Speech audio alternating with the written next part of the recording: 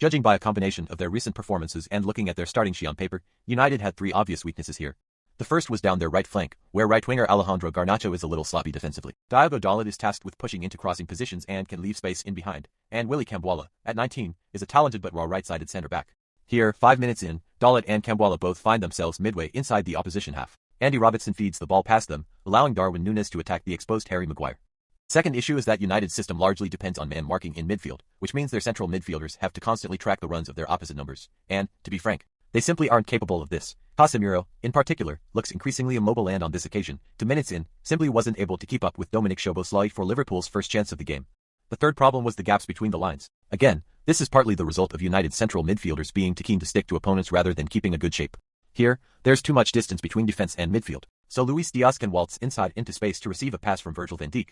When he receives the ball, and expects Dalot to be on his back, the Portuguese right-back is instead in a bizarre crouched position, effectively gesturing to his teammates that he's been caught between following Diaz's run and watching the overlap of Robertson, who has advanced beyond Garnacho, not for the last time. Most of United's problems stem from these issues. Here, when goalkeeper Coim Hinckelleher plays the ball out to Yorel Quansah, Casemiro and Kobbie Mainoo are both trying to shut down Liverpool's central midfielders, Wataru Endo and Alexis Mac Allister. That means they'll have to follow them backwards too. But Mainoo switches off, gets sucked towards the ball, and Mac Allister runs off him and in behind.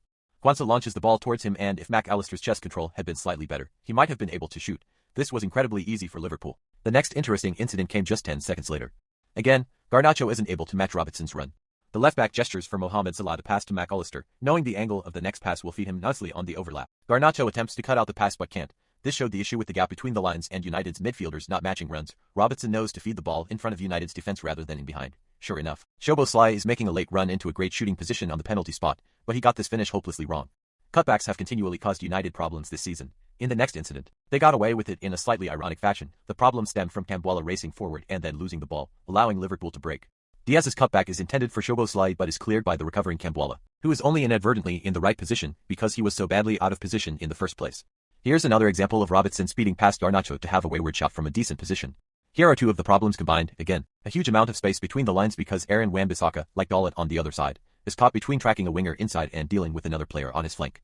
Salah probably should have taken this in his stride and dribbled through the middle, but Robertson is again free, in advance of Garnacho and the pass is too tempting.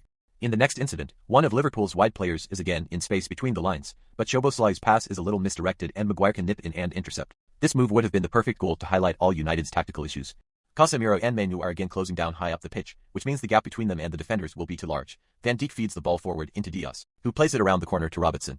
Robertson is again, of course, in behind Garnacho, who is trying to stop him but lacks either the anticipation or the acceleration. Again, Robertson knows to play the ball to the edge of the box rather than in behind the defense because United's midfield won't have recovered. They're nowhere to be seen. The 5 United players in the frame here are the 4 defenders and Garnacho. The more the half continued, the more United's midfielders simply weren't capable of getting back and providing a second line to deal with cutbacks. In this counter-attacking situation, Casemiro and Mainoo are again nowhere to be seen. The 4 players in the frame are 3 defenders and Marcus Rashford. Dalot, who made some timely defensive interventions, blocks Diaz's shot.